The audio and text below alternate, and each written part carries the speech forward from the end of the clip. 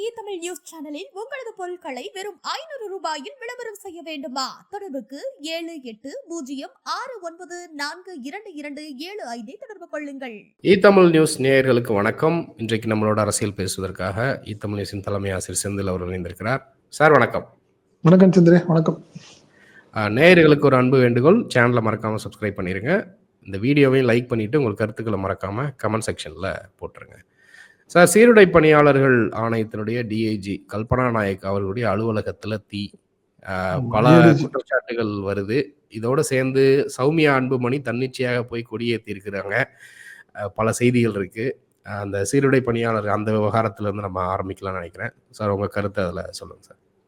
இல்லை, நம்ம சீருடை பணியாளர் ஆணையத்துடைய ஏடிஜிபி கல்பனா நாயக் அவங்க இருந்தாங்க. இப்போ இல்லை. இப்போ அவங்க வந்து சிலை கடத்தல் திருப்பு விரிவில் ஏடிஜிபியாக இருக்காங்க. அது போன வருஷம் நடந்த ஒரு சம்பவம். அது ஜூலை 14ஆம் தேதி ஏடிஜிபி, அதாவது சீருடை பணியாளர் தேர்வாணையம் அலுவலகம் வந்து எங்க இருக்குன்னா எக்மோர்ல இருக்கு. நம்ம சிபிசிடி ஆஃபீஸ் பக்கத்துலேயே இருக்கு. அங்க இருக்கு. அங்க நடந்த ஒரு தீ விபத்து சம்பந்தப்பட்ட ஒரு விஷயம் தான் இப்போ சம்பந்தமே இல்லாம நேற்று ஒரு ஹிண்டுல வந்து ஒரு பெரிய எக்ஸ்க்ளூசிவ் நியூஸை வந்து இப்போ இன்னைக்கு ஒரு பெரிய பரபரப்பாக இருந்தது. பட் டிஜிபி சைடும் ரொம்ப எல்லாமே விளக்கம் சொல்லிட்டாங்க. அது என்னன்னா ஒரே ஒரு விஷயம் தான். அன்னைக்கு வந்து ஆக்சுவலாக என்ன நடந்திருக்கு, ஜூலை 14ஆம் தேதி ஒரு 11:30 மணி போல் அது ஏடிஜிபியோடைய அந்த ஆஃபீஸில் அவங்க ரூமில் வந்து எரிஞ்சிருக்கு. ரெண்டு கம்ப்யூட்டர்ஸ் எல்லாம் எரிஞ்சிருக்கு. அதுக்கு என்ன காரணம்னு அப்போ சொல்லியிருக்காங்க. தெளிவாக என்ன சொல்லியிருக்காங்கன்னா ஷார்ட் சர்க்கியூட். என்னன்னா ஏடிஜிபிக்கு எப்பயுமே அவங்க கிளம்புறதுக்கு முன்னாடி, அவங்க வரப்போகிறதுக்கு முன்னாடியே ஒரு 1 ஹவருக்கு முன்னாடியே ஏசி போட்டுருவாங்களாம். அது வந்து ஏசி போட்டுருவாங்க. அதே மாதிரி வந்துட்டு போகிற வரைக்கும் ஏசி ஃபுல்லாக போயிட்டு இருக்கும் போல் இருக்கு. 2 ஏசியும் அதோடைய ஹீட்டு தான் காரணம் அப்படிங்கிறத ரொம்ப தெளிவாகவே அப்போ ஃபயர் தனியாக பண்ணியிருக்கிறாங்க. விசாரிச்சு எக்மோர் போலீஸ் தனியாக பண்ணியிருக்கிறாங்க. என்ன எல்லாமே விசாரிச்சு சொன்னதுக்கு அப்புறமும் கூட ஏன் இந்த ஒரு இஷ்யூ, அது இத்தனைக்கும் பார்த்தீங்கன்னா அவங்க எப்போ கம்ப்ளைண்ட் ஆயிருக்கு, ஜூலை 14 கம்ப்ளைண்ட்டு. அவங்க என்ன பண்ணிட்டாங்க, அந்த சம்பவம் நடந்ததுக்கு அப்புறம் ஒரு 14 நாள் அவங்க மெடிக்கல் லீவ்ல போயிட்டு வந்து தான் இந்த லெட்டர், சம்மந்தப்பட்ட லெட்டர் நேற்று வெளியே வந்துச்சுல்ல, இந்த லெட்டரே அவங்க வந்து, அதாவது ஆகஸ்ட் 14ஆம் தேதி தான் அவங்க வந்து யாருக்கு டிஜிபிக்கு அனுப்புறாங்க. இது மாதிரி நார்மல் ஃபயர் ஆக்சிடென்ட் மாதிரி தெரியல அப்படிங்கிற மாதிரி ஒரு லெட்டர் அனுப்புறாங்க. பட் டிஜிபி என்ன பண்ணிட்டாரு, கூப்பிட்டு விசாரிக்க சொல்லி விசாரிச்சு ப்ராப்பரா அது ஏடிஜிபிக்கும் அந்த என்ன நடந்ததுங்கிறதையும் அவங்க தெளிவாக சொல்லிட்டாங்க, ரெக்கார்டாக சொல்லிட்டாங்க. முடிஞ்சு போன ஒரு விஷயம். பட் ஏடிஜி கொடுத்துருந்த, அந்த கல்பனா நாயக்கு கொடுத்துருந்த ஒரு லெட்ரு நேற்று திடீர்னு வெளியே வந்திருக்கு. இது ஒரு அரசியலாக தான் இருந்திருக்கணும். காரணம் என்னென்னா 2 விஷயம். அங்கே 3 ஆஃபீஸர்ஸ், அங்கே எல்லாமே உமன் ஆஃபீஸர்ஸ் தான். ஃபஸ்ட்டு பார்த்தீங்கன்னா டிஜி அவங்க யாருன்னா சீமா அகர்வால், யூனிஃபார்ம் சர்வீஸ், அதாவது தேர்வாணையத்தில் இருக்கிறாங்கல்ல, அதெல்லாம் சொல்றேன் நான். யூனிஃபார்ம் சர்வீஸ்ல டிஜி வந்து இவங்க சீமா அகர்வால், 2வது ஏடிஜிபி கல்பனா நாயக்கு, 3வது ஐஜியா இருக்கவங்க ராஜேஸ்வரி. 3 பேர் தான். என்ன ஸோ எந்த நினைப்பில் அவங்க அந்த ஏடிஜி இந்த வார்த்தையை சொன்னாங்க, ஏன் அப்படி ஒரு அரசியல் வந்தது அப்படின்னு தெரியல. என்ன பட் டிஜிபி அலுவலகமும் தெளிவாக சொல்லிடுச்சு. அதனால இதில் ஒரு பெரிய இஷ்யூவாக இருக்க வாய்ப்பு இல்லை. பட் என்னன்னா டிஜி அவங்க ஏடிஜிபி அவங்க போய் இப்படி ஒரு அரசியலுக்கான ஒரு இந்த லெட்டரை வந்து பண்ணியிருக்க கூடாது. எப்படி வெளியே வந்ததுங்கிறத இப்போ போலீஸ் விசாரிச்சுக்கிட்டு இருக்கிறாங்கன்னு வச்சுக்கோங்களேன். காரணம் என்னன்னா ஒரு கான்ஃபிடென்ஷியலான ஒரு லெட்டர் இது. எப்படி நீங்கள் வந்து அண்ணா யூனிவர்சிட்டி மேட்டர்ல எஃப்ஐஆருக்கு எவ்வளோ வருத்தப்படுறாங்களோ, அதே மாதிரி இது வந்து ஒரு ஏடிஜிபி டிஜிபிக்கு எடுத்து ஒரு லெட்டர் எழுது. இந்த லெட்டர் புரியுதுங்களா? இந்த லெட்டர் ஒரு மீடியாவுக்கு வந்து இன்னைக்கு ஒரு பெரிய இஷ்யூ ஆயிருக்குது. இதில் என்ன மேட்டர்னா, நீங்கள் எடப்பாடி பழனிசாமியும் நம்மளையும் உடனே இதை ஒரு சாக்கா எடுத்துக்கிட்டு அவங்க பரபரப்பாக ஒரு அறிக்கையை கொடுத்துக்கிட்டு இருக்கிறது வந்து, ஏன்னா இதை கான்ஃபிடென்ட்டாக டிஜிபி அவங்க பதில் லெட்டர் எழுதுனதெல்லாம் அவரு வெளியே விட்டுட்டு இருக்க முடியுமா? லெட்டர் அவங்க சொல்லிட்டாங்க. இப்போ டிஜியோ இல்லை விசாரணை அறிக்கை எல்லாத்தையும் வெளியே காட்டிட்டு இருக்க முடியுமா? இவங்க தனிக்கே அவர் சிஎம்மா இருந்த ஒரு எடப்பாடி ஏன் இதுக்கெல்லாம் ஒரு இம்பார்ட்டன்ஸ் கொடுத்துக்கிட்டு அவர் பண்றாருன்னு தெரியல சந்திரன். கண்டிப்பா சார். இப்போ கட்சிகளுக்குள்ள தான் பல்வேறு பிரச்சனைகள் நடந்துகிட்டு இருக்கு. ஆளுங்கட்சிக்கு எதிராக என்னென்னமோ ட்ரை பண்ணுறாங்க. ஆனால் பெருசாக எதையும் எஸ்டாப்ளிஷ் பண்ணுற மாதிரி தெரில. பாமகவுக்குள்ள 2 வாரங்களுக்கு முன்பாக மகனுக்கும் தந்தைக்கும் பிரச்சனை வந்துச்சு. இப்ப மகனுக்கும் மனைவிக்கும் பிரச்சனையா அப்படின்னு கேட்கிற அளவுக்கு சௌமியா அன்புமணி தன்னிச்சையாக போய் பாமக கொடிய ஏத்தியிருக்கிறாங்க. கட்சிக்குள்ள குடும்ப சண்டை பெருசாகுதா அப்படிங்கிற ஒரு கேள்வி வருது. அதை எப்படி பார்க்குறீங்க? ஆமா, நீங்க முகுந்தனை கொண்டாந்தது தான் அந்த இளைஞரணி தலைவரா முகுந்தனை கொண்டாந்தாரு இவரு ராமதாஸ். ராமதாஸ். ஆமா, ஆமா. அவருடைய அண்ணன் பொண்ணுடைய பையன் அவரு. என்ன யார் முகுந்தன். ஆமா, மகள் வழி பேரன். மகள் வழி பேரன் அவரு. என்ன அதுதான் மேட்ரு. அவரு இளைஞரணி தலைவரா அவரை கொண்டாந்தாரு. ஏன்னா ஏற்கனவே இளைஞரணி தலைவரா அன்புமணி இருந்தாரு. அன்புமணியா இருந்துட்டு தான் அவர் தலைவர் அவர் ஆகிட்டார்.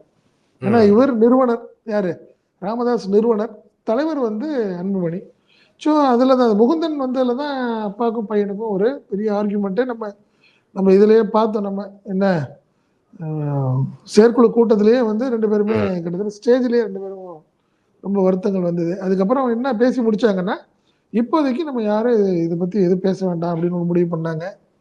2வது தனிச்சையாக என்னைய கேட்காம யார் அரசியல் நடவடிக்கையில் எது ஈடுபடக்கூடாதுன்னே கிட்டத்தட்ட வாய்மொழி உத்தரவு ராமதாஸ் போட்டிருந்தார். அந்த அடிப்படையில் தான் பொங்கல் விழாவே தைலாபுரத்தில் கொஞ்சம் சுமூகமாக நடந்துச்சு அப்படிங்கிறாங்க. காரணம் என்னன்னா, இது என்னுடைய கட்சி. அவர் சொன்னார்ல ஸ்டேஜில், அதே தான், இது என்னுடைய கட்சி, என்னுடைய அனுமதி இல்லாமல் யாரும் எதுவும் பண்ணக்கூடாது அப்படின்னாரு. என்ன காரணம்னா, அன்புமணி நான் ஒரு ஆஃபீஸ் போட்டிருக்கேன்னு ஒரு வார்த்தையை விட்டாரு ஸ்டேஜில். அது ரொம்ப வருத்தம் அவருக்கு, யாருக்கு ராமதாஸுக்கு. ஸோ தைலாபுரம்ங்கிறது தான் அவங்களுடைய ஒரு முக்கியமான ஒரு இடமா வச்சிருக்கிறப்போ, இல்லை நான் பையனூரில் ஒரு ஆஃபீஸ் போட்டிருக்கேன், அங்கே வந்துருங்க அங்கே அப்படின்னு சொன்னார் அன்புமணி. அதனால தான் அவர் கோவப்பட்டார் ராமதாஸ். அதனால கோவப்பட்டு எல்லாத்தையும் வச்சுக்கிட்டு என்ன சொல்லிட்டார், நிர்வாகிகளை வச்சுக்கிட்டு நான் தான் தலைவர், இதுதான் ஹெட் குவார்ட்டர்ஸ், எதாக இருந்தாலும் என்னுடைய அனுமதி இல்லாமல் எதுவும் பண்ணக்கூடாது.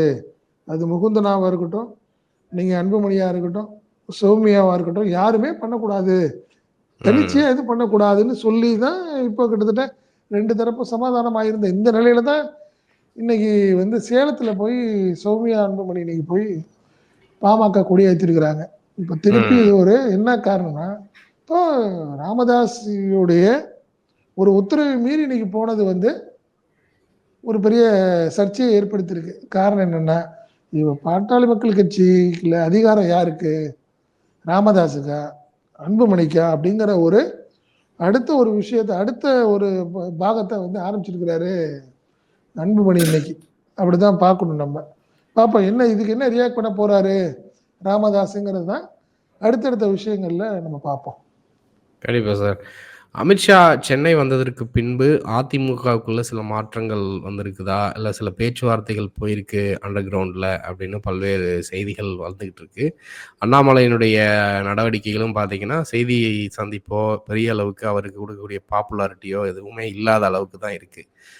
அமித்ஷாவுடைய வருகை, அதற்கு பின்னணியில் நடந்த சந்திப்பு, அதை பற்றி என்ன நினைக்கிறீங்க? ஆமா, இதுல ஒரு விஷயம் நம்ம சொல்லணும். ஏன்னா அநேகமாக பாஜக தலைவராக மீண்டும் அண்ணாமலைக்கான வாய்ப்புகள் இருக்கு அப்படின்னு சொல்றாங்க. காரணம் என்னன்னா, 2026 தேர்தல் வரைக்கும் அது நம்மளுக்கு ஒரு அண்ணாமலை இருந்துட்டு போட்டோம் அப்படிங்கிற ஒரு முடிவுக்கு பாஜக மேலிடம் வந்திருக்குது அப்படிங்கிறது தான் நம்மளுக்கு கிடைச்ச ஒரு தகவல். அடுத்ததான் நீங்க அதிமுகவை பத்தி சொல்றீங்க. இது பாஜக ஒரு தெளிவா இருக்கு. என்ன தெளிவா இருக்கு, இந்த தேர்தல்ங்கிறது அவங்களுக்கான தேர்தல், அதாவது சட்டமன்ற தேர்தல். எதா இருந்தாலும் எடப்பாடி இறங்கி நம்மள்ட்ட வரட்டும். நீங்க லோக்சபா தேர்தலில் நம்ம எவ்வளவோ முயற்சி பண்ணியும் நம்மளை அலட்சியப்படுத்தினாரு, அவமானப்படுத்தினாரு. அதனால நம்ம அலட்சியமா நம்ம போய் இறங்கி எல்லாம் போக முடியாது, வரட்டும். திருப்பி அண்ணாமலையை தலைவராக நம்ம தேர்ந்தெடுத்து அனௌன்ஸ் பண்ணுவோம். அண்ணாமலையை பார்க்கட்டும், தேவைப்பட்டுச்சுன்னா எடப்பாடி அண்ணாமலையை பார்க்கட்டும் அப்படிங்கிறது தான் இன்னைக்கு பிஜேபியோடைய ஒரு ஸ்டாண்டா இருக்குது அப்படின்னு நான் நினைக்கிறேன். இப்போ இன்னொரு விஷயம் பார்த்தீங்கன்னா, டெல்லியில அதிமுக ஆஃபீஸ் போட்டிருக்கிறாங்க, புதுசாக கட்டியிருக்கிறாங்க. அது திறப்பு விழாக்கு டெல்லிக்கு போயிடலாம் அப்படின்ற மாதிரி எல்லாம் சொல்லியிருக்கிறாங்க. இல்லை நான் வீடியோ கான்ஃபரன்ஸ்லேயே திறந்துடுறேன் அப்படின்ட்டாராம் எடப்பாடி. என்னமோ தெரியல, டெல்லிக்கு போகிறதுக்கே பயப்படுறாரியான்னு தெரியல. பிப்ரவரி 10ஆம் தேதி அப்படிங்கிறாங்க, 9/10 அலுவலகம் திறக்க போறாங்க. இது அது எல்லாத்துக்கும் ஒரு பெரிய சங்கடம். இது எல்லாத்துக்குமே பிஜேபி, அதாவது ஏடிஎம்கேல உள்ள சண்டாப்பட்ட தலைவர்கள் எல்லாமே என்னன்னா, ஆபீஸ் திறக்கிறது கூட வீடியோ கான்பரன்சிங்கிறாரு, ஏன் அப்படி சொல்றாரு அப்படிங்கிறது யாருக்கும் புரியல. இன்னும் ம். பிஜேபியுடைய கோவம் இன்னும் குறையல. டெல்லிக்கு ம். போனோம்னா நம்மள எதுவும் பிடிச்சு வச்சுக்குவாங்கன்னு நினைக்கிறாரான்னு தெரியல. அவருக்கு பயமா இருக்குதாரு. எடப்பாடி அவர்கள் கட்சியினுடைய தலைவராக இருக்கிறாரு. அதிமுக பிரதான எதிர்க்கட்சி தமிழ்நாட்டுல. முக்கியமான பிரச்சனைகள்ல அவர் குரல் கொடுக்கிற மாரியும் தெரியல.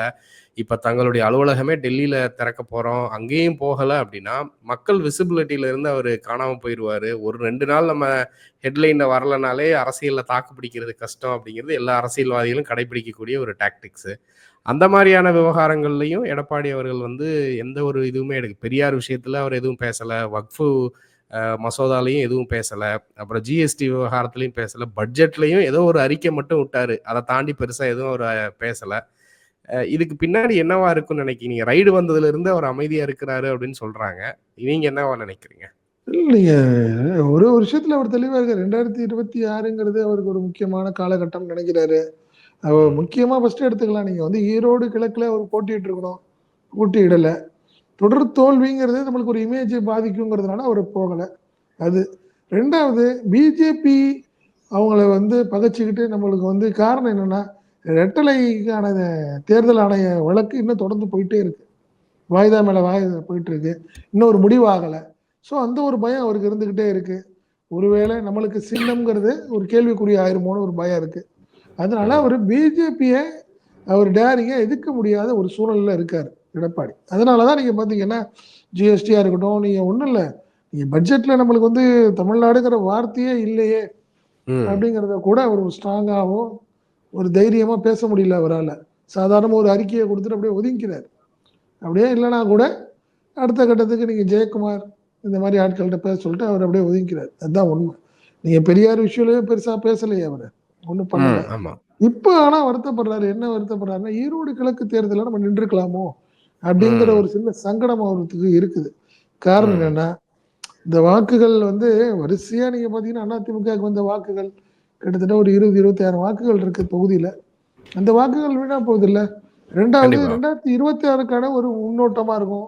நிர்வாகிகள் எல்லாத்தையும் ஒரு பார்த்து பேசுறதுக்கான ஒரு வாய்ப்புகள்லாம் இருந்தது அவருக்கு. பட் அத ம். அவரு அவாய்ட் பண்ணிட்டாரு. அதனால இதுல அந்த விஷயத்துல வந்து 2ஆம் கட்ட தலைவர்கள் எல்லாத்துக்குமே ஒரு சங்கடம். இந்த ஒரு இப்ப திடீர்னு ஒரு ஆக்சுவலா பாத்தீங்கன்னா, ஜனவரி லாஸ்ட்லயே வந்து சுற்றுப்பயணத்த ஆரம்பிக்கணும்னு இருந்தாரு ஆமா. அவரு. 29, 30 ஆரம்பிக்க போறாருன்னு சொன்னாங்க. பட் ம். இதுவரைக்கும் அதிகாரப்பூர்வமான தகவல் எதுவுமே அவரால வெளியிட முடியல. ம். ஏன்னா, அதுலயும் அவருக்கு ஒரு காரணம் என்னன்னா, நீங்க அடுத்த டெல்லி எலக்ஷன் இதுக்கான எலக்ஷன் முடிஞ்சதுக்கு அப்புறம், ரிசல்ட் வந்ததுக்கு அப்புறம், தலைமை யாரு அப்படிங்கிறத பிஜேபி அனௌன்ஸ் பண்ணிடும். ம். 8ஆம் தேதி ரிசல்ட். அதே அதிகபட்சம் 10, 12 தேதிக்குள்ளார கூட நீங்க வந்து யார் அடுத்த பாஜக மாநில தலைவர்னு சொல்லிடுவாங்க.